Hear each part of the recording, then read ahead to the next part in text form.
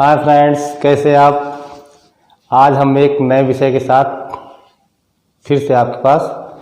आज का विषय हमारा पौधों में पोषण, यानी कि पौधे अपना भोजन कैसे बनाते हैं या वो अपना भोजन कैसे लेते हैं, इसके बारे में हम इस पाठ में चर्चा करेंगे। तो सबसे पहले हम देखते हैं कि पोषण किसे कहते हैं। पोषण क्या चीज़ है। पोषण का मतलब होता है जिसमें हमारा विकास होता है, हमारे शरीर का विकास हो। उसी प्रकार से पेड़ पौधे भी अपने विकास के लिए, अपने जीवन को चलाने के लिए अपने भोजन का प्रबंध करते हैं और ऐसी चीज़ों को पोषण कहते हैं। पोषण क्या है। पोषण के बाद फिर आता है कि स्वपोषी। क्या आता है? स्वपोषी। स्वपोषी को अंग्रेजी में कहते हैं ऑटोट्रॉफ्स। स्वपोषी जो होते हैं, स्वपोषी मतलब जो स्वयं का अपना पोषण बना सकते हैं, प्राप्त करते हैं। स्वपोषी ऐसे पौधे जो हरे होते हैं। हरे कौन से पौधे होते हैं? जिनकी पत्तियां हरी होती हैं, इन्हें हरित लौक पाया जाता है, जिसे अंग्रेजी में क्लोरोफिल कहा जाता है। क्लोरोफिल के कारण से जो पत्तियां हरी होती हैं, ये अपने हरे होने से प्रकाश संश्लेषण कर लेते हैं और भोजन का उत्पादन करते हैं, तो इन्हें स्वपोषी कहा जाता है। स्वपोषी ऐसे पौधे जो अपना भोजन स्वयं बनाते हैं, उन्हें हम क्या कहते हैं? स्वपोषी कहते हैं। क्या कहते हैं? स्वपोषी कहते हैं। ऐसे पौधे जो अपना भोजन स्वयं बनाते हैं, उन्हें हम स्वपोषी कहते हैं। फिर इसके बाद आता है प्रकाश संश्लेषण। प्रकाश संश्लेषण किसे कहा जाता है? प्रकाश संश्लेषण को अंग्रेजी में कहते हैं फोटोसिंथेसिस। क्या कहते हैं? फोटोसिंथेसिस। फोटोसिंथेसिस क्या चीज़ है? आप जानते हैं कि प्रकाश संश्लेषण हरे पौधे की पत्तियां जो होती हैं, उसमें कार्बन डाइऑक्साइड वातावरण से लेकर के, मृदा यानी कि जमीन से जल लेकर के, और सूर्य का प्रकाश के होने के बाद उसमें एक क्रिया होती है। उस क्रिया के बाद जो ग्लूकोज के रूप में या मंड के रूप में भोजन तैयार करते हैं और ऑक्सीजन वातावरण में छोड़ते हैं, इस प्रक्रिया को प्रकाश संश्लेषण कहते हैं। क्या कहते हैं? प्रकाश संश्लेषण कहते हैं। फिर इसके बाद आता है कि प्रकाश संश्लेषण के बाद आता है परजीवी। परजीवी क्या होते हैं? आप जानते हैं परजीवी, पैरासाइट। परजीवी मतलब होता है ऐसे पेड़ पौधे जो अपना भोजन किसी दूसरे से प्राप्त करते हैं। किससे प्राप्त करते हैं? किसी दूसरे से प्राप्त करते हैं, उन्हें हम क्या कहते हैं? परजीवी। परजीवी कई प्रकार की होती हैं। पूर्ण परजीवी, आंशिक परजीवी और सहजीवी। इस प्रकार से हम अलग अलग, सबसे पहले हम देखते हैं परपोषी। परपोषी मतलब होता है जो अपना जीवन दूसरे पौधों से भोजन लेकर के जीवन सुचारू रूप से चलाते हैं, उन्हें हम क्या कहते हैं? परपोषी कहते हैं। फिर इसके बाद आता है मृतोपजीवी। मृतोपजीवी यानी कि ऐसे पौधे जो अपना जीवन मृत तथा सड़े गले कार्बनिक पदार्थों से प्राप्त करते हैं। सड़े गले कार्बनिक पदार्थों से प्राप्त करते हैं, उन्हें हम मृतोपजीवी कहते हैं। मृतोपजीवी में आप देखे होंगे कि जैसे कुकुरमुत्ता है, ब्रेड मोल्ड या राइजोपस है, या जिसे आजकल हम सब लोग ज़्यादा उपयोग कर रहे हैं मशरूम। ये सब कैसे पौधे हैं? मृतोपजीवी पौधे होते हैं। फिर इसके बाद आता है परजीवी।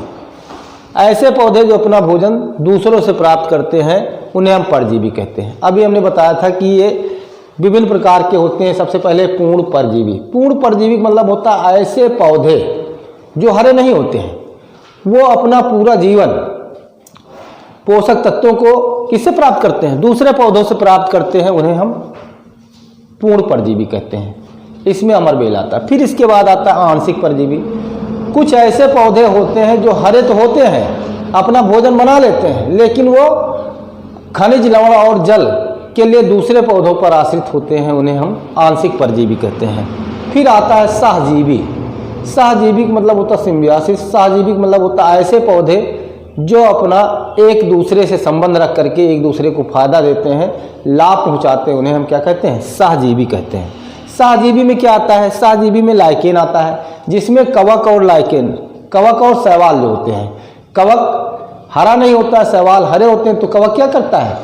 जल तथा खनिज लवण देने का काम करता है, और शैवाल जो है भोजन बनाने का काम करता है। तो ये एक दूसरे के सहयोगी होते हैं, इसलिए इन्हें कहा जाता है सहजीवी। क्या कहा जाता है? सहजीवी। फिर इसके बाद आता है कि जो दलहनी फसलें होती हैं, उसमें गांठें पाई जाती हैं। उसमें गांठें जो पाई जाती हैं वो राइजोबियम नामक जीवाणु होते हैं, उनके द्वारा वातावरण के नाइट्रोजन को स्थिरीकरण करके पौधों को देते हैं और पौधों में उनको रहने की व्यवस्था मिलती। अब हम देखते हैं सबसे पहले प्रकाश पौधों में पोषण। स्वपोषी, अभी बताए थे कि स्वपोषी किसे कहते हैं।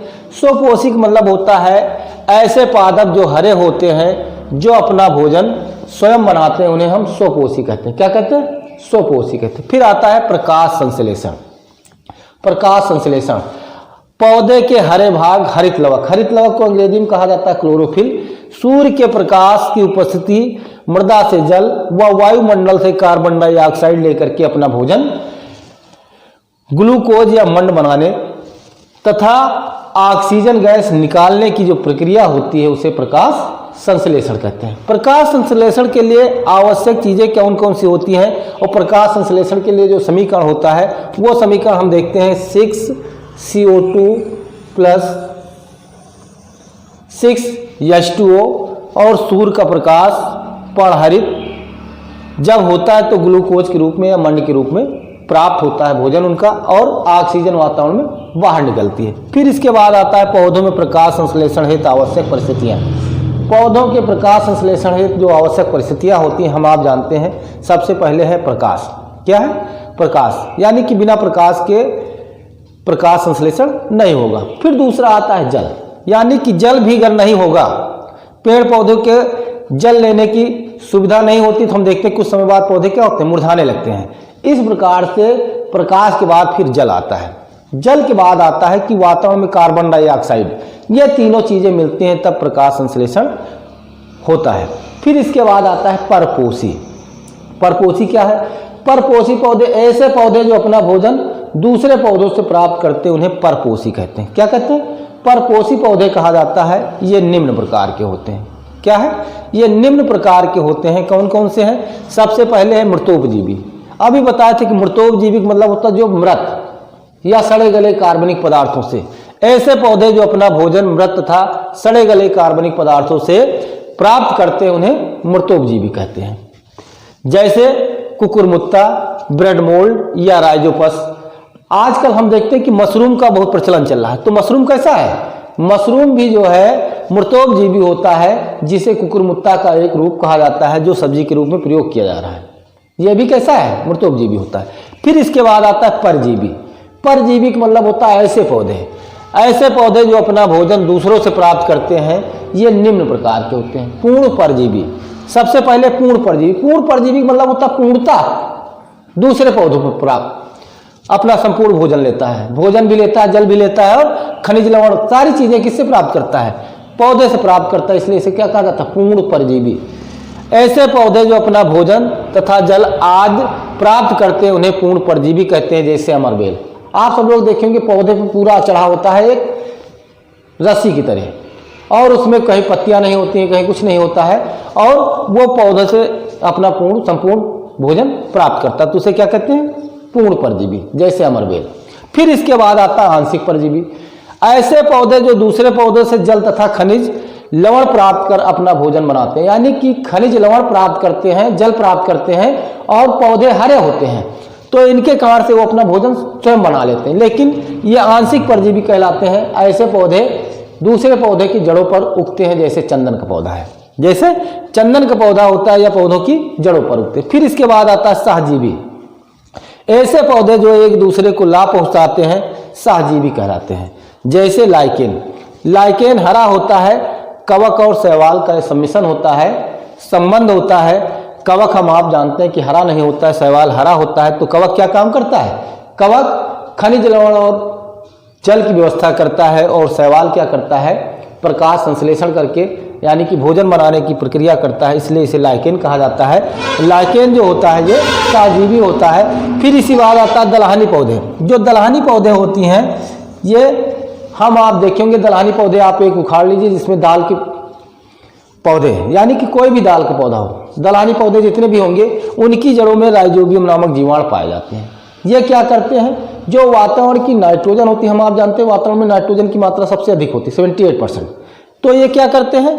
अपने जड़ों में इनको रहने का कार्य करते हैं दलहनी पौधों में और इनके लिए क्या काम करते हैं? नाइट्रोजन, यानी कि नाइट्रोजन पौधों की सबसे आवश्यक चीज होती है तो इसको ये देते रहते हैं और इनको जीवाणु जो होते हैं इनको उन पौधों की जड़ों में रहने का स्थान मिल जाता है। इस प्रकार से ये कार्य करते हैं। पौधे कीटभक्षी पौधे, कीटभक्षी पौधे कैसे कहते हैं? जो कीटों का भक्षण करते हैं, इन्हें अंग्रेजी में कहते हैं इंसेक्टिसाइड। क्या कहते हैं? इंसेक्टिवोरस। अब इंसेक्टिवोरस कैसे होते हैं? जो ये कीटों का भक्षण करते हैं उन्हें क्या कहते हैं? कीटभक्षी। ये कीटभक्षी ये पौधे ऐसे होते हैं जहाँ पर नाइट्रोजन की कमी होती है, वहाँ पर उगते हैं। कहाँ पर उगते हैं? जहाँ पर ऐसी भूमि पर उगते हैं जहाँ पर ये नाइट्रोजन की कमी होती है। उस नाइट्रोजन की पूर्ति के लिए इसमें विशेष प्रकार